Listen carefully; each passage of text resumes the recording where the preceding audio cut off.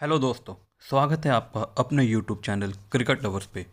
दोस्तों, आज हम बात करेंगे भारत और ऑस्ट्रेलिया की टेस्ट सीरीज़ की। पहले टेस्ट मैच में जीत के बाद 1-0 से आगे होने वाली टीम अगर 2-1 से पिछड़ जाती है तो इसका मतलब ये है कि टीम में अब बदलाव की ज़रूरत है। वो कहावत है ना, bowlers won you trophy and series, और वो काम जसप्रीत बुमराह कर भी रहे हैं और मोहम्मद सिराज उनका पूरा साथ दे रहे हैं। But batters they need to draw games, मतलब ड्रॉ करवाने का काम बैटर्स का है, जिसमें इंडिया का बैटिंग ऑर्डर बिल्कुल असमर्थ रहा है। एक्चुअली जिस मैदान पर team India boxing day test match सालों साल नहीं हारी, अब वहाँ पे भी टीम इंडिया हार गई है। जिस मैदान पे कोहली का बल्ला आग उगलता था वो भी अब फ्लॉप रहे।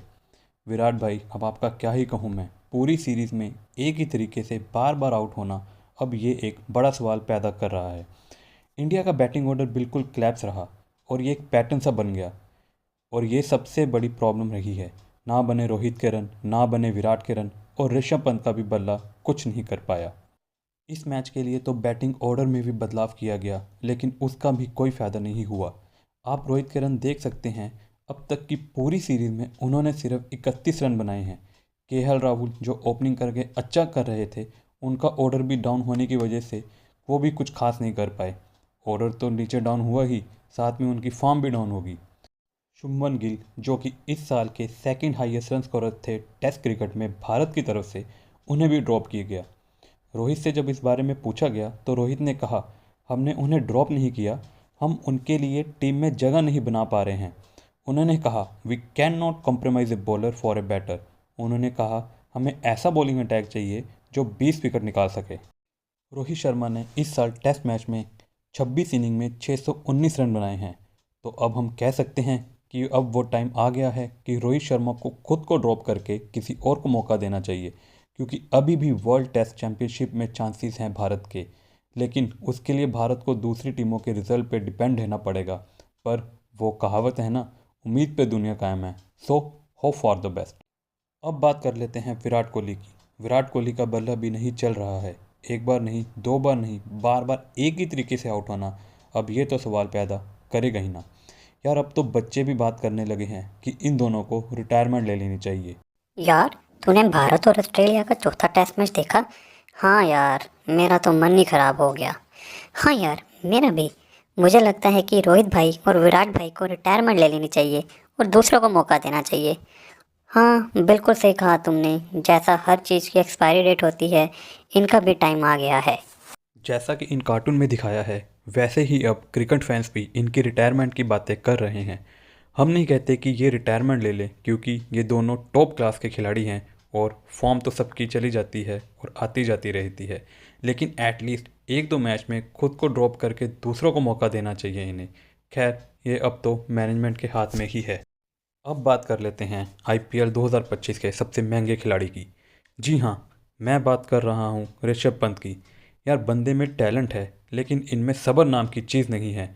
अगर ये अपने फालतू के शॉट ना खेलते तो हो सकता है कि इस टेस्ट मैच का रिजल्ट कुछ और ही होता। सुनील गावस्कर ने ऋषभ पंत की फर्स्ट इनिंग्स के बाद तो यहाँ तक कह दिया था कि this is a stupid shot.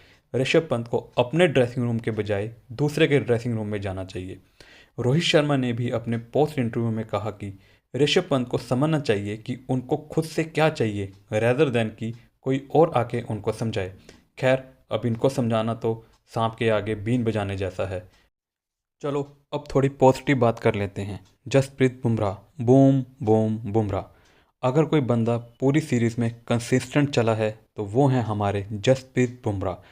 30 wicket लेके इस सीरीज़ में लीडिंग विकेट टेकर हैं, और मोहम्मद सिराज ने भी उनका बखूबी साथ दिया है, जो 16 विकेट लेके इस सीरीज़ में तीसरे नंबर तक हैं। वैसे वो टाइम अब दूर नहीं जब जसप्रीत बुमराह अब टेस्ट क्रिकेट टीम के कैप्टन होंगे। यार, अगर मैं पैट कमिंस की बात करूँ ना, तो सच में इस बंदे का माइंडसेट लेवल बिल्कुल ही अलग लेवल का है। जब इंडिया के 9 खिलाड़ी आउट हो गए थे तब पैट कमिंस ने क्या अटैकिंग फील्ड लगाई यार। उन्होंने 11 के 11 खिलाड़ियों को 10 यार्ड सर्कल के अंदर खड़ा कर दिया। इसके साथ ही एग्रेसिव विनिंग माइंडसेट है यार उनका। और दूसरी साइड जब बुलैंड और नेथन लोन खेल रहे थे तो भारत की पूरी फील्ड खुली हुई थी। इतना डिफेंसिव माइंडसेट, माना आपको रन भी रोकने हैं, लेकिन थोड़ा तो अटैक करो। दोस्तों, इन सब के बीच एक न्यूज़ और आ रही है जिसमें ट्रेविस हेड की सेलिब्रेशन को लेकर सवाल उठ रहे हैं। एक्चुअली ट्रेविस हेड ने अपनी सेलिब्रेशन में कुछ ऐसा इशारा कर दिया जिसे लेकर लोगों ने काफ़ी रोष दिखाया। पूरा सोशल मीडिया पोस्ट से भर दिया। लोगों ने कहा कि ट्रेविस हेड को उंगली करने की आदत हो गई है। इंडियन फैन ने तो आईसीसीआई को टैग करना शुरू कर दिया और कहा, जैसे तुमने विराट को 20% जुर्माना लगाया है, इनको भी जुर्माना लगाओ। ये खेल भावना के परे है। आईसीसी को इस पे एक्शन लेना चाहिए। लेकिन बाद में जब ये मामला बहुत बड़ा और सेंसिटिव हुआ, तब एक कमेंटेटर हैं ग्रैमी, उन्होंने बताया कि ये पहली बार नहीं हुआ है और आप सब जो सोच रहे हैं ये वो नहीं है। 2022 में भी श्रीलंका में ट्रेविस हेड ने ये इशारा किया था कि वो अपनी उंगली को बर्फ़ में डाल रहे हैं। जब पैट कमिंग से पूछा गया तो उन्होंने कहा कि ये उनकी सेलिब्रेशन का पार्ट है, जिसमें वो एक हाथ से ग्लास बना रहे हैं और दूसरे हाथ की उंगली उसमें डाल रहे हैं और बता रहे हैं कि उनकी उंगली इतनी गर्म है कि वो ग्लास में पड़ी बर्फ़ को भी पिघला देती है। बस इतनी सी कहानी है। उन्होंने कहा कि ये ऑस्ट्रेलिया का तरीका है, हम आपस में मजाक इसी तरीके से करते हैं। ट्रेविस हेड ने अब तक अपनी 7 इनिंग्स में 58 की एवरेज से 410 रन बनाए हैं, जिसमें उनके 2 शतक, एक अर्धशतक और एक बहुमूल्य विकेट ऋषभ पंत की शामिल है। ये वही विकेट है जिसके बाद इंडिया 32 रन पर 60 विकेट गंवाती है और जीता जीता मैच या कहें ड्रॉ मैच हार जाती है।